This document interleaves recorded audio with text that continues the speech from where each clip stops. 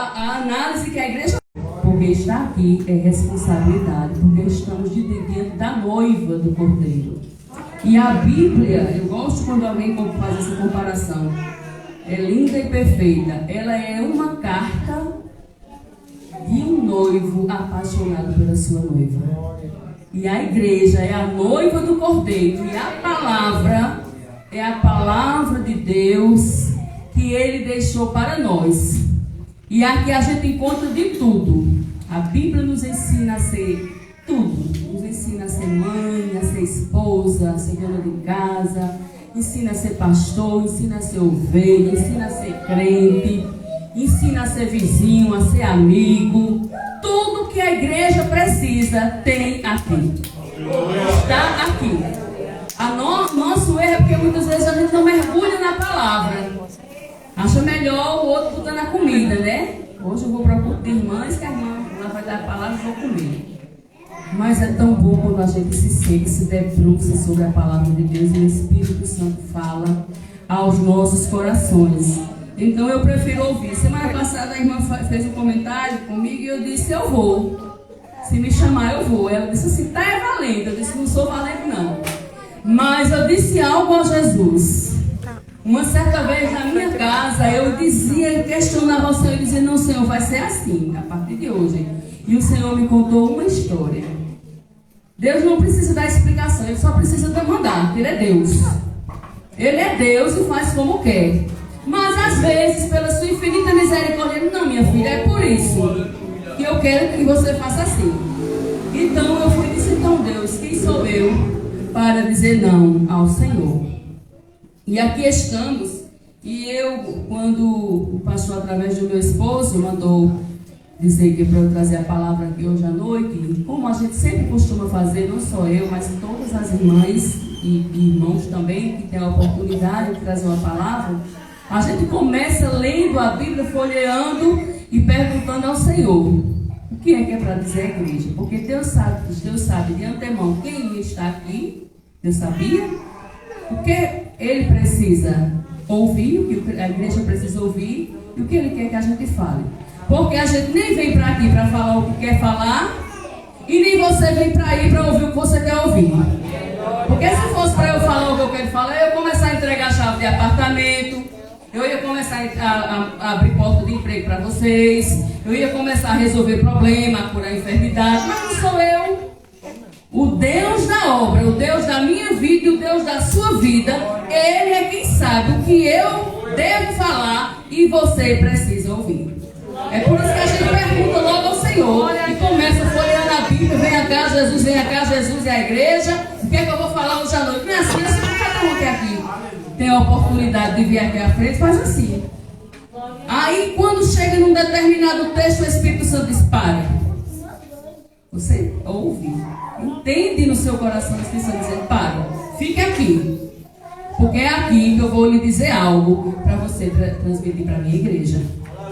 E é no Evangelho de São Mateus, capítulo 25, é uma passagem bem conhecida, mas é bom a gente andar por um caminho conhecido, porque aí a gente se perde, né? Não adianta querer trazer muita coisa, porque a igreja do Senhor é simples, o Evangelho também é simples. E o Senhor fala de maneira simples. Eu já peço à igreja que continue orando por mim, porque eu não tenho, mas Deus tem. Ninguém nunca acompanhou Jesus para sair com fome. Muitas vezes, houve vezes que os discípulos diziam, manda a multidão embora, a gente não tem alimento. E Jesus olhava, se compadecia e pensava no seu coração, como é que eu vou despedir esse povo com fome? Mandava-se sentar na relva, o pouco que tinha multiplicava, alimentava as multidões e depois dizia, agora podem ir para casa, mas de barriga cheia. E assim ele faz espiritualmente falando com a sua igreja. Quando a gente vem no interesse de ouvir, não a irmã Lola e não qualquer outra pessoa que passe por aqui, mas a palavra de Deus, nós vamos sair daqui alimentados. Me sinto também na responsabilidade, porque assim, eu fico tranquila e segura quando o pastor chega, a gente fica mais segura porque o pai está na casa. Então, tudo que a gente vai dizer, o Pai está ali presenciando. Se tiver certo, Ele só faz reforçar. E se a gente errar, deslizar em alguma coisa, na mesma oportunidade ou em outra, como queira, Ele está ali para consertar aquilo que aquele deslize que a gente cometeu. Então eu me sinto mais tranquila, mas ao mesmo tempo a responsabilidade é maior. Porque eu costumava ouvir os pregadores dizer, presbíteros, e fiquei com isso no meu coração a minha vida toda, cerca de 30 anos. Onde Melquisedeque está, Abraão só paga o dízimo. Então a vontade que a gente tem é ficar sentada e deixar que o nosso Pai fale. Mas é culto de irmãs e eu mesmo foi quem nos escalou, nos orientou, pediu para a gente vir hoje à noite e aqui estamos, vamos obedecer. Mateus capítulo 25, a partir do versículo 1, a parábola das 10 virgens. Então, o reino dos céus será semelhante a 10 virgens.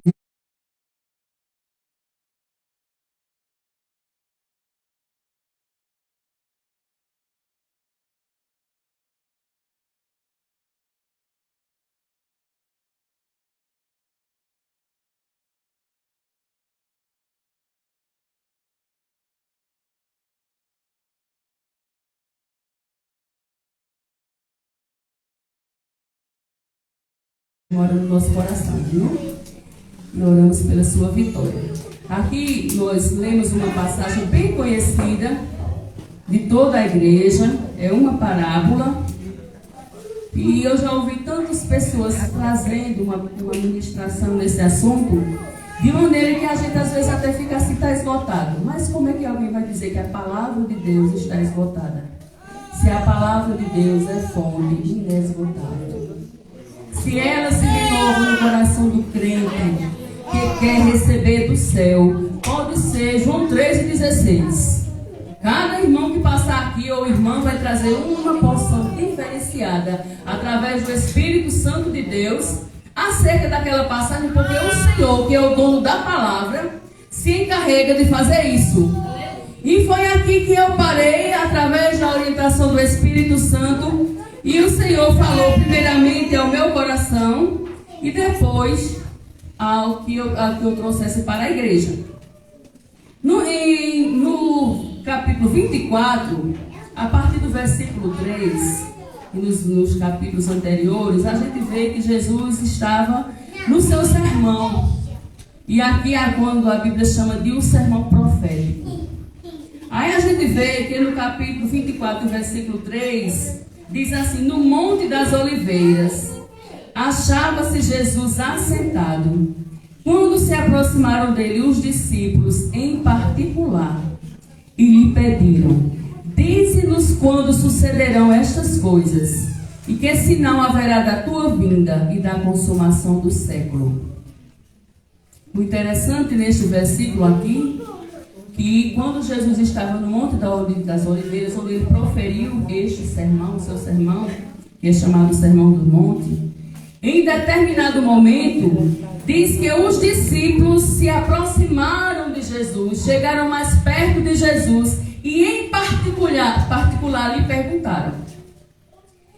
Deus não faz acepção de pessoas, isso aí está escrito e é verdadeiro. Deus ama a todos por igual. Mas tem uns que ele tem um particular e uma intimidade maior. Jesus andava acompanhado de multidões. Mas tinha ocasiões que ele chamava os 12 junto, para conversar com eles. Tinha ocasião que ele chamava Pedro, Tiago e João, os mais chegados.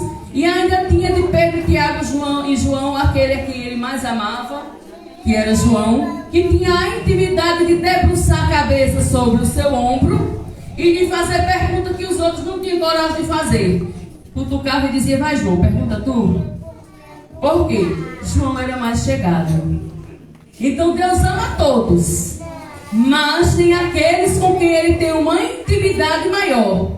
E Deus está disponível a ser íntimo e a ter intimidade de qualquer um que está aqui, incluindo essa que vos fala.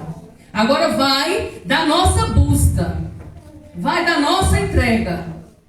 Quando alguém se lança aos pés do Senhor, gasta mais tempo na presença dele, na companhia dele, é lógico que vai se tornar mais íntimo. Não é assim entre nós? Tem aquele irmão que a gente só vê depois do culto, Pai do Senhor, Pai do Senhor. Aí o irmão abraça a irmã, o irmão abraça o irmão e é aquela coisa. Mas tem aquela que é mais chegada. Tem aquele que é mais chegado com o outro, com a outra. E o que é que vai acontecer? Qual é o resultado desse achegamento, desse convívio? Da nossa mente, as perturbações fazem com que a gente não ouça a voz de Deus. Mas quando a gente vai para o particular no nosso quarto, numa solitude ali com Deus, Senhor, eu estou aqui, quero te ouvir. Ele disse, pronto, minha filha, e eu quero lhe falar. Eu estava esperando por esse momento de você estar disponível a me ouvir, porque se tem uma coisa que eu quero é falar com você e ser ouvido. Então os discípulos perguntaram aqui ao Senhor, e ele começou dizendo vários sinais que antecederia a sua vinda, mas que ainda não seria o fim, seria apenas o princípio das dores, né? Aí começa a falar de falsos profetas, de nação contra nação, de guerra, de terremoto, pais contra filhos, esses sinais que a gente já sabe e que tem visto o cumprimento nos nossos dias. Depois ele começa a falar sobre a vinda do Filho do Homem, como seria. Depois ele vai falar, vai trazer uma exortação à vigilância, através da parábola da figueira e através da parábola do bom servo e do mau servo. O bom servo é aquele que está servindo ao Senhor assim como se deve. E o mau servo é aquele que diz assim, o meu Senhor vai tardar. Não vai ver agora não. Aí começa a espancar os companheiros, comer, beber, se embriagar. E na hora que menos espera, chega o Senhor para pedir contas. No capítulo 25, que foi o que nós lemos, é a parábola que toda a igreja conhece. E dentro dessa parábola, nós precisamos entender, porque quando fala que era um casamento, aí a gente imagina o casamento no contexto. No nosso contexto é uma coisa, mas aqui é o casamento judaico, onde as damas de companhia, elas acompanhavam, em vez de fazer o cortejo acompanhando a noiva, como é aqui no nosso contexto, elas acompanhavam o noivo até a casa da noiva, onde iria se realizar as bodas ou o casamento, a festa do casamento. E aqui diz, como a igreja bem sabe, e Jesus diz, ele compara o reino dos céus com 10 virgens que tomaram suas lâmpadas e saíram a encontrar-se com o noivo. Elas estavam vestidas da mesma forma, elas estavam indo ao mesmo encontro, ao encontro do noivo, e elas estavam todas portando as suas lamparinas. Mas tinha uma diferença que com o passar do tempo apareceu. Aí os versículos vão dizer que 5 delas eram nécias ou eram tolas, imprudentes, e 5 eram prudentes. Diz que as nécias, ao tomarem as suas lâmpadas, olha a diferença aqui aparecendo, não levaram azeite consigo. Levaram só o que tinha na lâmpada. Reserva que é bom? Nada. No entanto, as prudentes, além das lâmpadas, levaram azeite nas suas vasilhas. Já está muito explicado aqui, porque aqui na parábola elas eram 5 nécias e 5 prudentes. Porque as prudentes têm reserva. Elas estavam preparadas para qualquer situação que surgisse, de fato surgiu, porque diz que, tardando o noivo, todas, tomadas de sono, adormeceram. Elas eram prudentes, mas também adormeceram, o que dá a entender aqui, o que nos mostra, que foi por conta da demora do noivo. Porque no casamento judaico, costumava-se ser o noivo a chegar ao encontro das suas acompanhantes, das suas damas de honra, vamos assim dizer, no nosso contexto, entre 18 horas, no entardecer do dia, e 19 horas. Imagine, nesse horário, ao escurecer, não era como aqui que tem energia elétrica não, só ia no interruptor e acender não. Ficava tudo escuro. É por isso que elas iam portando as suas lamparinas acesas, porque ali o cortejo ia seguindo, elas iam clareando o caminho. Quem já morou no sítio, eu vim criança para a cidade, mas ainda cheguei a esse tempo, quando não tinha energia elétrica, sabe muito bem como é isso.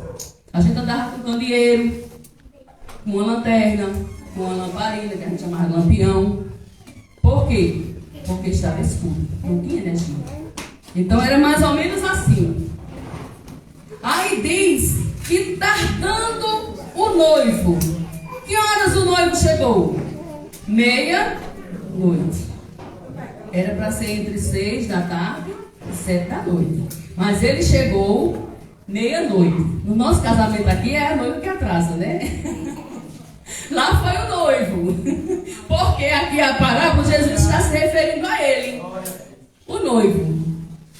E diz que tardando o noivo, foram todas tomadas de sono e adormeceram.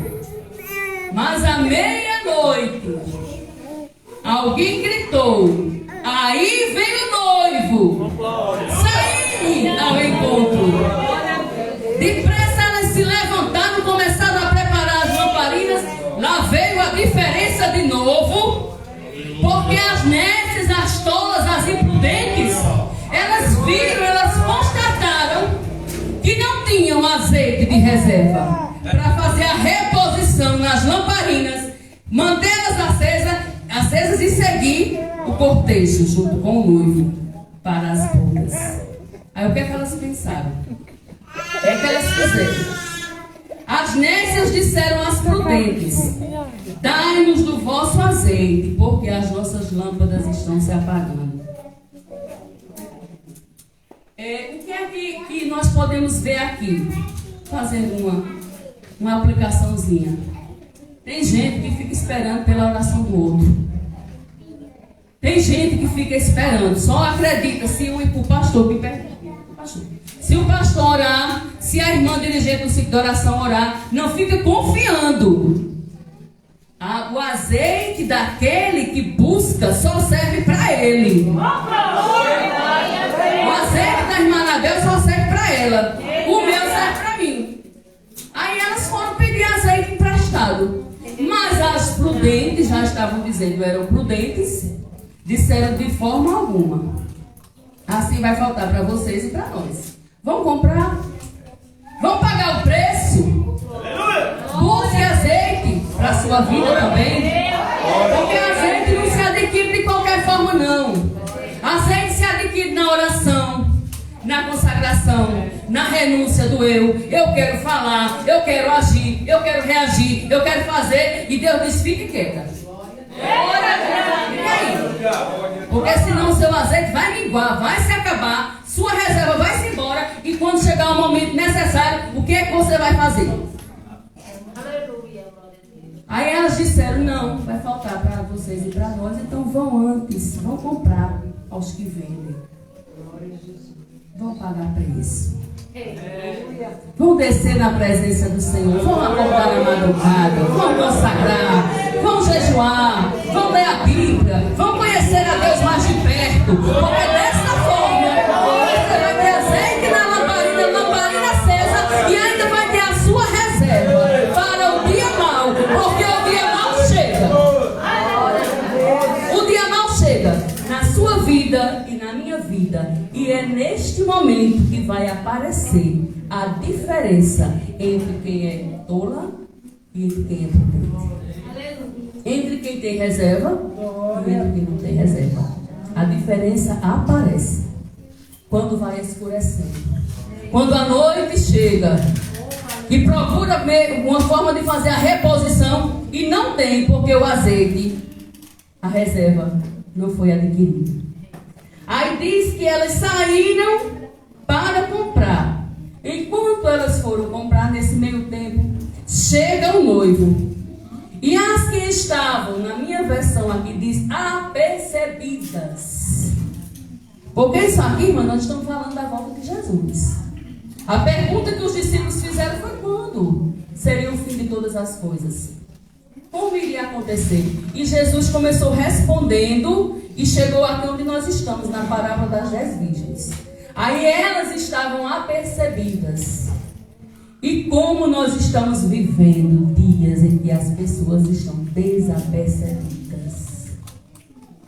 Às vezes até fala na volta de Jesus, mas fala como se fosse uma utopia, uma coisa lá distante, uma possibilidade meio impossível, uma coisa que está para acontecer, mas que também pode não acontecer, faltando vigilância. Aqui está dizendo que as prudentes estavam apercebidas. E um detalhe, igreja, não tem um terceiro grupo para eu fazer parte. Não tem um terceiro grupo para você fazer parte.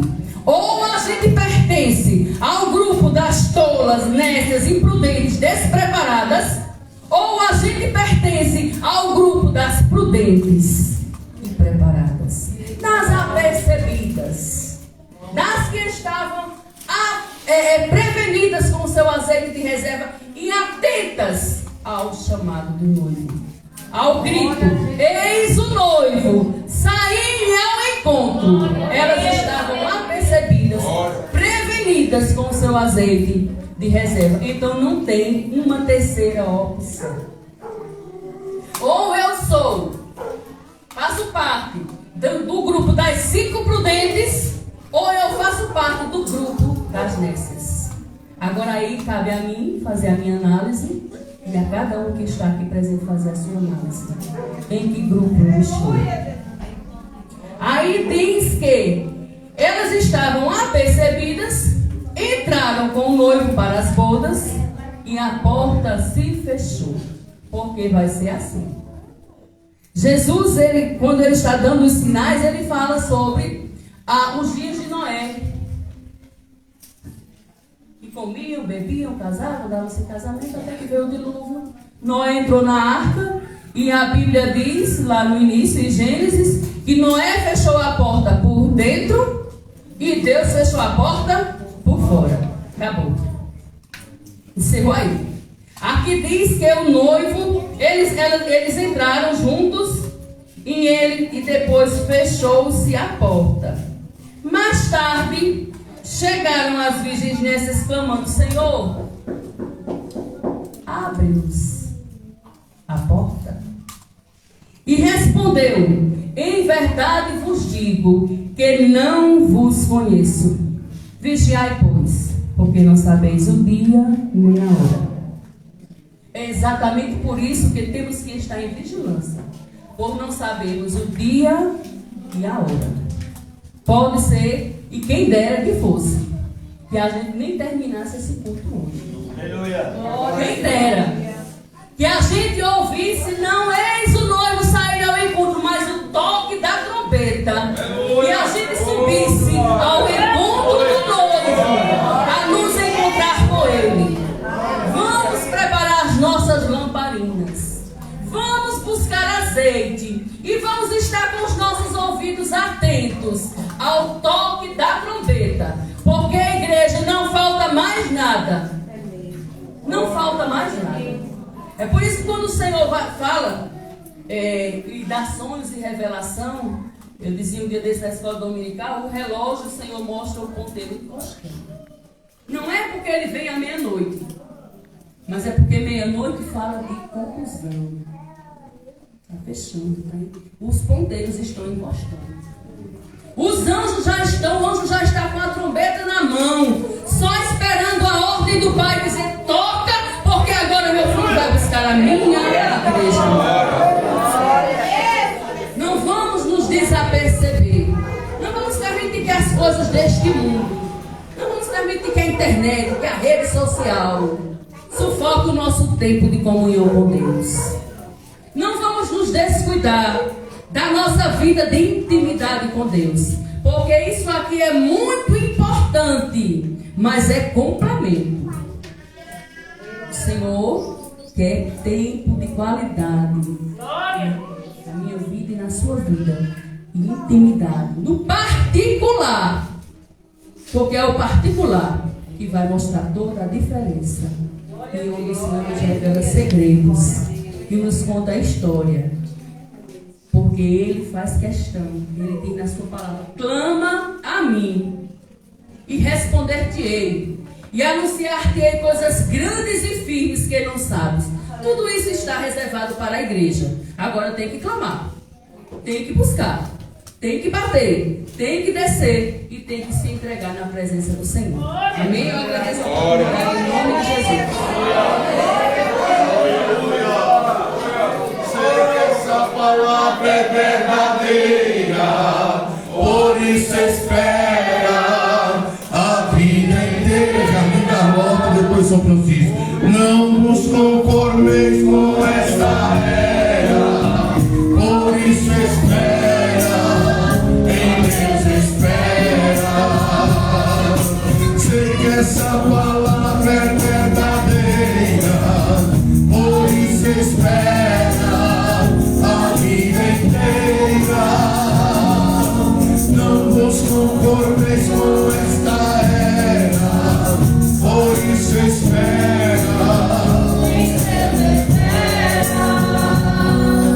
Glória a Jesus. Irmãos,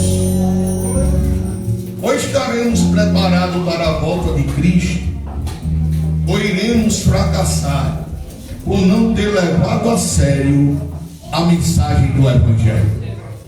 Jesus não morreu na cruz para nos fazer rico. Jesus morreu na cruz para nos levar para o céu. Riquezas, bênçãos, matéria, isso é consequência do meu trabalho, do meu esforço, daquilo que produzi com suor, do meu rosto. Aí isso é consequência, porque eu, depois de salvo, aí eu busco primeiro o reino dos céus e as demais coisas, tudo que eu quiser, eu tenho a bênção de Deus na minha vida. Agora, o que o irmão falou aqui é uma verdade que nós vivemos dentro da realidade do Evangelho. As insensatas, aquela que não é sã, ou seja, que de modo inconsequente. Aí eu sou crente, está pensando que ser crente é só um status, é só um nome, é só dar a paz do Senhor, ter a Bíblia na mão e não, Senhor, ser crente, salvo, é aquele que anda em comunhão com o céu, sabendo que está aqui, peregrino e passageiro, que a qualquer momento nós iremos voltar para a nossa pátria, e a nossa pátria não está aqui, está no céu. Irmão Locazor falou uma coisa muito importante. Que fruto? Então, se você responder, os seus frutos é quem vai dizer, o seu comportamento, porque com a Bíblia, irmão, não existe meio termo. Com a Bíblia ou é língua ou é beiço, não tem coitado e nem perdoe. Diz que uma é louca, insensata, sem ter um bom senso das suas atitudes. Eita, família, tenha calma. Dentro do contexto do reino agora, tem controle. Tem uma torre de comando que é o Espírito Santo. Sem entendimento, uma pessoa de difícil trato, irresponsável, faça do jeito que quiser. Não é assim não, eras insensatas. Mas tinha também o que? As prudentes. Não, pastor, não é, irmão, é a Bíblia que fala. Não precisa ser PHD, DDD, TRTT, PTT, ODD. Não, é insensato. Ou é o que? Prudente. E que é uma pessoa prudente, que tem prudência, não procura perigo, é cauteloso, é sensato, ajuizado, que costuma se precaver, se preparar. Quero que ela tenha azeite. E como é que se busca azeite? A irmã já deu, lendo a palavra, orando de madrugada, tendo comunhão, aí sim. Porque a bênção de Deus, irmãos,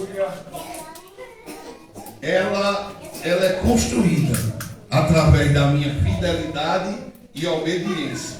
A bênção de Deus, irmão, vem através do que? Do meu ouvir, guardar e fazer. Tem os posicionamentos do lado de quem? De Deus.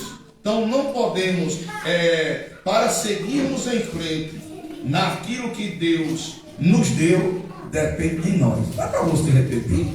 Diga assim: para seguirmos em frente, naquilo que Deus nos deu, depende de nós. Por isso que Jesus escreveu em uma das cartas às igrejas que estavam na Ásia, ele disse: guarda o que tem, para que ninguém tome a tua. E Jesus usou essa parábola do capítulo 25, tem dos talentos, tudo o que era parábola. Era o quê? É uma comparação baseada em fatos reais, a fim de ensinar lições de quê? Lembro que quando a gente ia lá para casa, para o sítio de pai, quando estava só a tina, aí o pai pegava assim, rodava o pavio e esticava, batia a tina, quando andava o fogo,